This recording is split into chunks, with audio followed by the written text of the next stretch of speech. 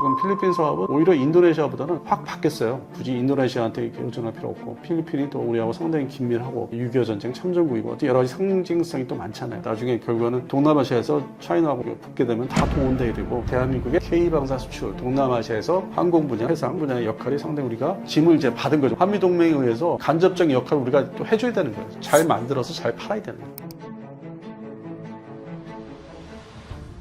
최근 필리핀이 KF-22를 최대 20대 도입할 수 있다는 보도가 나오면서 관심이 커지고 있습니다. 현재 실제 협상 진행 중인 건지 어디까지 확인된 상황인가요? 협상은 시작됐다고 보셔야 되고요. 그리고 이제 대수는 20대는 이제 맥시멈, 영어로 표현해서 맥시멈이고, 이게 좀 예산이 제한된 나라들이 편제 도입 대수가 보통 12대라고 보셔야 돼요. 물론 이제 미 해군 해병대 상황은 좀 다르지만은 F-35 도입하는 그 편제 대수가 12대라고 해서. 근데 이제 필리핀 같은 경우는 이제 먼저 FA-50을 도입을 할 때 12대였고, 한 대는 추락했고, 이제 11대인데, 그리고 2차 후속 발주도 12대였고. 그런 측면에서 보면은, 이게 지금 필리핀 공군의 MRF, 파이터 사업이거든요. 그게 목표 숫자가 40대 정도로 구비하는 거기 때문에. 그런데 또 필리핀 국방 예산이 지금 해군 분야다, 특히 지상군 분야에 또 계속 투자를 하고 있고, 여러 가지 또 미국하고 협의를 해서 이거 살까 저거 살까 그런 상태이기 때문에 20대까지는 이제 좀 힘들 것 같고, 제가 볼 때는 명시적으로는 20대라고 얘기했는데 12대가 맞는 것 같아요. 그리고 잘 되고 있고, 초기 협상은 이미 들어가 있고, 그렇게 해서 27년도 한 만 1년 지나서 27년도 하반기에는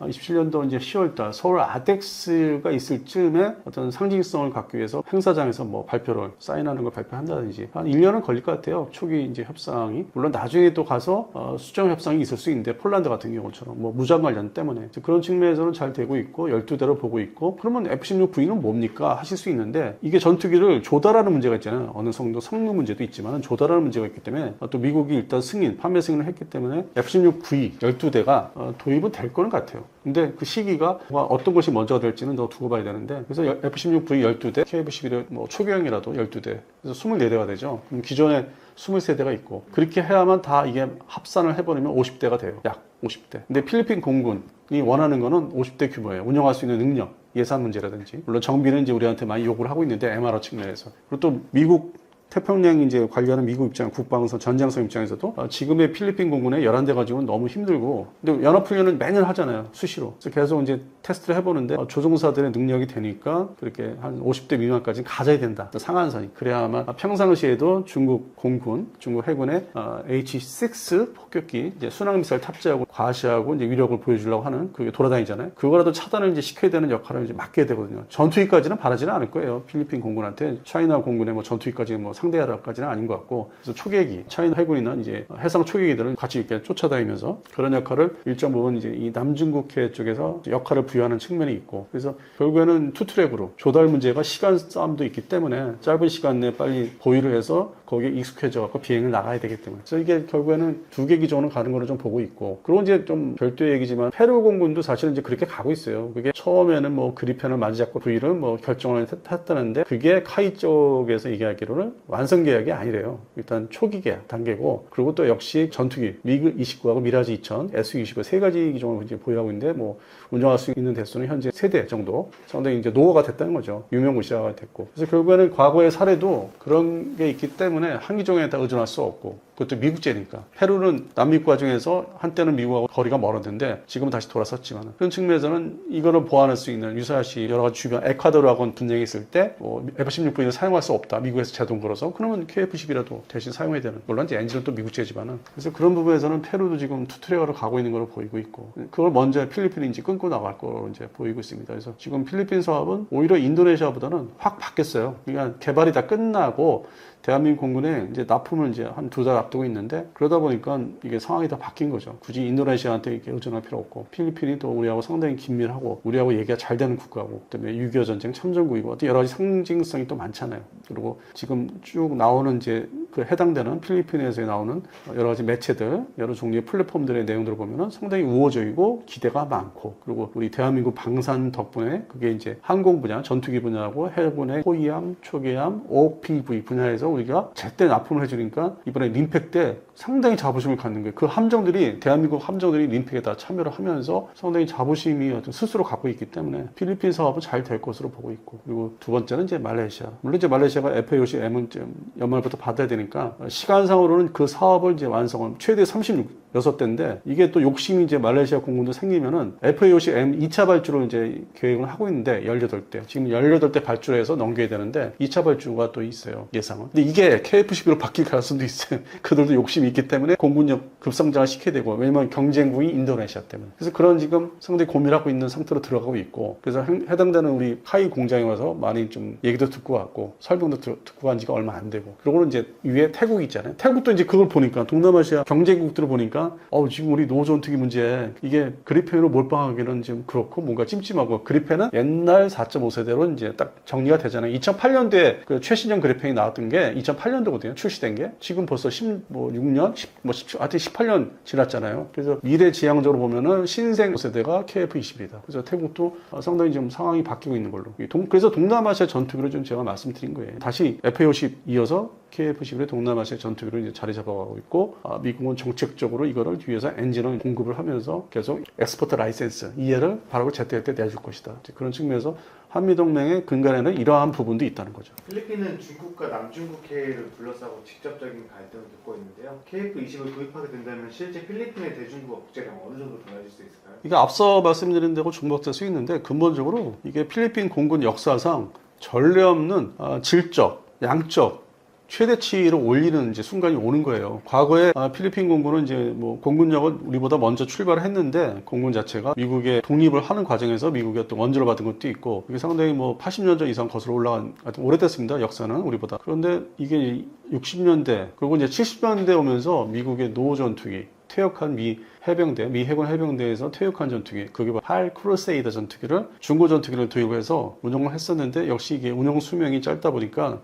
그것을 보조하는 F-5A 전투기, 이건 레이더가 아예 없는 전투기예요. 이것을 2005년까지, 특히 F-5A를 2005년까지 운영해서 결국에는 한계에 오니까 버렸어요. 그러니까 공군력이라는 게 70년대, 80년대 완전히 우리하고는 뭐 비교가 안 될 정도로 바뀌었죠. 역사가 오래됐다고 하지만. 그리고 2005년 말부터는 전투기가 없는 나라. 그래서 나름대로 이제 이게 돈은 또 모자르고, 근데 그 와중에 2005년도 이후부터 차이나의 어떤 그 남중국해 위협이 점차 이제 크게 발전이 됐죠. 상승이 된 거죠. 발전이라는 말은 좋은 데 쓰는 거고. 상승이 되다 보니까 이걸 대응해야 되고, 그래서 한편으로 또 그 당시에 필리핀 정부가 미국하고 그렇게 끈끈한 관계는 또 아니었고, 협력은 많이 했어도 지금보다는 끈끈하지 않아. 그래서 지금 필리핀 국방부 입장에서는, 필리핀 정부에서는 지금이 기회인 거예요. 그 중국을 언젠가는 격돌을 할 것이다. 과거에 남베트남이 있을 때, 그러니까 패망하기 전에 베트남 사례를 들은 거예요. 남베트남에 있을 때 남베트남 해군하고 그 당시 해군하고 이제 붙은 적이 있는데, 그 당시에 차이나 해군도 성능이 뭐 떨어지는 함정인데도 불구하고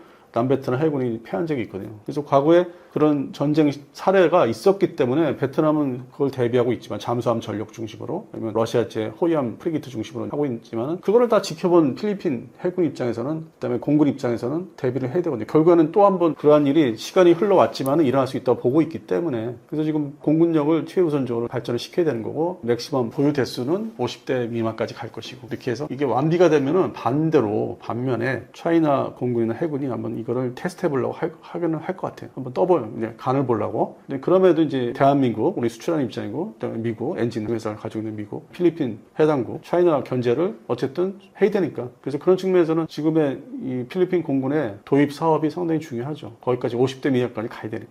한편 이제 인도네시아 공군은 이제 100대를 넘어서야 되는 과제가 있고, 그래서 나라별로 뭐 말레이시아도 말씀드리면 지금의 37대, 37대 전투기를 거기도 역시 50대 이상, 거기 한 80대까지 올려야 되는 그런 자기들이 스스로 과제가 있고, 미국은 당연히 원하고, 나중에 결국에는 동남아시아에서 차이나하고 붙게 되면 다 동원돼야 되고, 역할을 다 좀 부탁을 해야 되는 입장이기 때문에, 마치 나토에서 그랬듯이 과거에 아프가니스탄 전쟁처럼, 이라크나 그런 측면에서는 이 전투기가 대결하는 데 있어서 핵심의 전력이죠. 그렇게 되기 때문에 우리의 역할이 대한민국의 K방사 수출, 동남아시아에서 항공 분야, 그다음에 해상 수중 분야의 역할이 상당히 우리가 짐을 이제 받은 거죠. 우리 그냥 일반적으로 수출한다고 하지만은 그걸 이제 미국에 한미동맹에 의해서 어떤 간접적인 역할을 우리가 또 해줘야 되는 거예요. 잘 만들어서 잘 팔아야 되는 거예요. 그러면 결국에 그게 다 모여서 미국의 국익에 도움이 되기 때문에. 그래서 한미동맹은 크게 봐야 돼요, 넓게. 그러니까 눈에 보이는 대로 뭐 주한미군 자체만 이제 얘기하던 시절은 지났고, 우리 K방산이 미국한테 기여를 이렇게 하고 있습니다. 폴란드가 대표적인 사례였고. KF-21에는 미국산 엔진을 비롯해서 미국산 부품이 들어가는데요. 필리핀 수출 과정에서 미국의 승리 필요한 부분은 무엇이고 왜 미국은 이걸 반기고 있을까요? 첫 번째, 과거에 2016년도부터 우리 대한민국의 카이에 FA50을 이제 보유하기 시작했는데 전혀 뭐 이런 일이 없었죠. 말씀하신 뭐 그런 내용이 없었고, 뭐 현재도 그렇고 앞으로도 그렇고 필리핀하고 미국이 근본적으로 부닥치는 아주 결정적인 사례는 현재 정부의 먼저 정부 그 정부 때는 있었는데, 그것도 뭐 결국 뭐 조율하고 타협해가지고 그렇게 뭐 극단적으로 가지는 않았기 때문에 좀 뭐 중동 지역이나 북아프리카나 이런 경우가 아니기 때문에 엑스포트 라이센싱 문제에 있어서는 뭐 전혀 뭐 이게 문제라고 할 수도 없어요. 그냥 순조롭게 다만 이제 납기를 맞추는 거, 엔진이 만들어져서 카이에 와서 다 결합을 해서 넘기는 거, 이제 그런 일정들을 가지고 많이 좀 얘기를 하겠죠. 뭐 불편한 사례도 있을 수 있고, 거기에 대한 관계자들에 의해서 실무자들이 그런 정도죠. 이게 무슨 수출 승인을 낸다 만다 그런 단계는 아니고, 반대로 예를 들어서 과거의 사례도 있었지만 우리가 대한민국이 LIG가 파키스탄한테 뭐 전자전 장비를 수출하다 실패한 적이 있는데 미국이 제동 걸어서 뭐 전자전 포도라든지 뭐 옛날 초기형 그런 것처럼 파키스탄에 우리가 뭐 FA50이나 KF10을 뭐 협상한다, 이거는 미국이 당장 못하게 하죠. 왜냐면 현재 이란전을 두고 파키스탄이 협상을 중간에 중재를 한다고 하지만은, 그리고 아프가니스탄 거기서 철수했죠, 미국이. 대신 뭐 이게 상황인지 그렇게 만들어준 건데 싸우고 있어요. 파키스탄군이 아프가니스탄군하고 싸우고 공습도 하고, 그런 측면에서는 미국이 좋아는 하지만은 그거 대신 두들겨 부시고 있으니까 좋아는 하지만, 파키스탄은 근본적으로 중국의 방산이 다 흡수하고 장악을 했기 때문에 그런 나라는 이제 제동을 걸죠. 근데 필리핀은 정반대라는 거. 되레 서로 고민을 하게 됐죠. 엔진을 가지고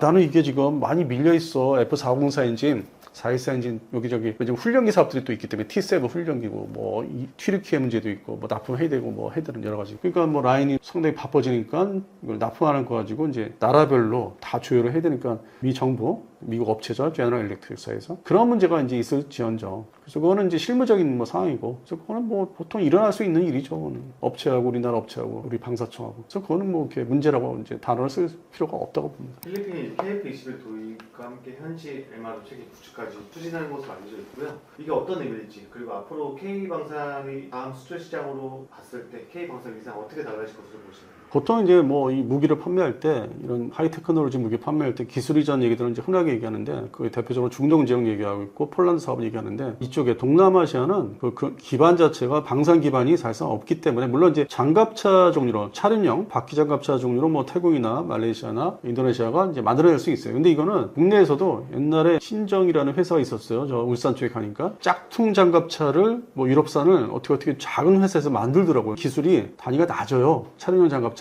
뭐 이집트도 하고 있으니까. 그래서 그러한 부분을 이제 뭐 예를 들었지만 그런 부분이 아니기 때문에 동남아시아 국가들이 친미, 그다음에 우리 대한민국 가까운 동남아시아 국가들이 그런 거를 이제 기술 이전을 그런 쪽으로 해달라는 게 아니라 조립하고 만들 수 있는 정비하는 거. 그러니까 이게 정비라는 게 그대로 해체하고 다시 조립을 해야 되는 거잖아요. 일종의 생산 라인에서 전투기 생산 라인에서 하듯이 그 과정이 그건 똑같잖아요. 근데 먼지를 털어내고 뭔가 부품을 갈아치우려면은 이게 다 분해해야 되는 그 기술이 또 해당되는 국가들, 뭐 특히 뭐 필리핀이 없었고, 왜냐면 우리한테 FA10 뭐 2016년부터 운영을 했지만 처음 해봤기 때문에 그로부터 10년 지났고요. 그냥 기술이 있겠어요. 그래서 현재로는 카이에서 다 돈을 받고 별도의 사업을 해서 이제 해주고 있는데, 그걸 또 필리핀 입장에서는 이거를 정비, 후속 군수 지원에 대한 거는 자기들이 스스로 해야 되겠다. 뭐 대한민국도 그랬어요. 대한민국도 1960년대 초반부터 군수청을 이제 설립해서, 물론 이제 미국의 지원이 있었어요. 군사 지원이. 그걸 시작했기 때문에 우리가 이제 다 모든 걸 하지만은 군수 그런 정비청에서 필리핀은 이제 그런 과정을 이제 거치려고 시작을 하려고 하는 거기 때문에 MRO는 필수적으로 그걸 같이 껴서 넣어야 되는,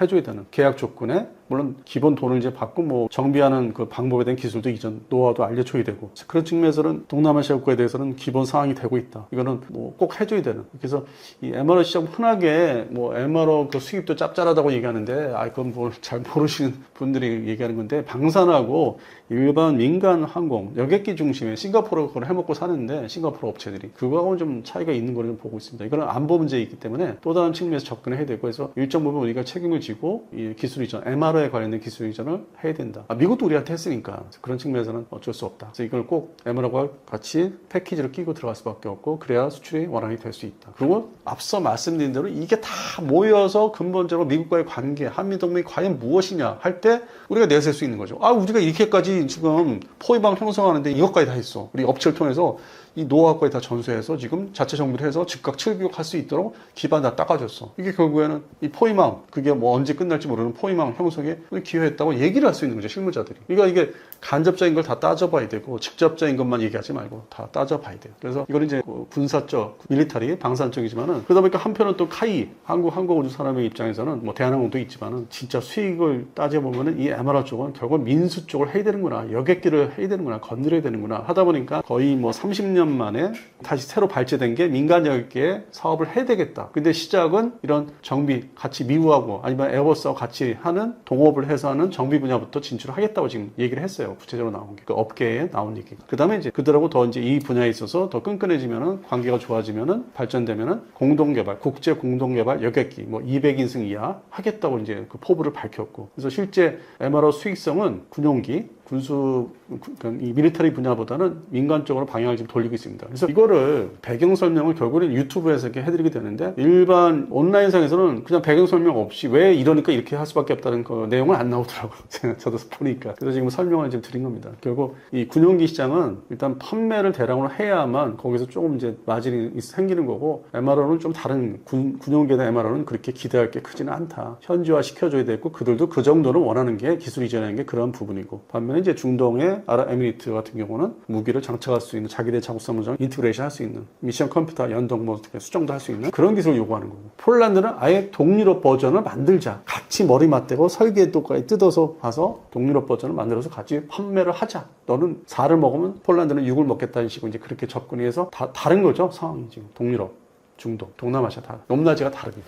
대한민국 방산이 지금 이제 폴란드를 시작해서 K방산이라는 이제 단어 수식어가 이제 생겼는데 항상 말씀드리지만 그 다음 단계로 넘어가야 됩니다. 2030년대를 앞두고. 근데 최근에 들리는 얘기는 이제 폴란드 수출은 단계적으로 이제 자주포뿐만 아니라 K2 전차 지금 3차 어떤 지금 단계로 올라가 있고 잘 되고 있다고 그러고. 그러면 최종적으로 이제 나머지가 4차 이제 계약인데 지금 후반부에 이제 접어들었지 않습니까? 그래서 폴란드로 시작된 K방산 그쪽 지역은 이제 뭐 해당 국가를 우리가 꽉 쥐고 있기 때문에 물론 관리를 또 철저히 더 해야 되겠지만은 순조로운 것 같고 그러면 또 다른 시장에서 우리가 먹거리를 만들어야 되는데 그게 바로 이제 시장은 또 새로운 출발은 동남아시아 또 필리핀으로 이제 시작해서 그것도 전투기로 진짜 순수한 한국형 전투기 바로 이제 KF-17 보라매가 그 상징성을 이제 부여를 해주고 제가 전에 얘기했던 KF-17 보라매하고 잠수함 장보고 3 수출도 같이 거론했는데 저는 솔직히 말씀드려서 내심 속으로는 캐나다 사업이 뭐 잘 될 것 같지는 않았어요. 그래서 지금 현재로서는 결과가 나왔기 때문에 제2의 도약기는 상품에 있어서는 KF-17 보라매하고 FA-50 개량형이 되는 상황이 됐고 다행히도 이제 천궁2라는 지대공 미사일도 지금 이란전 시작이 되면서 이제 급부상을 해서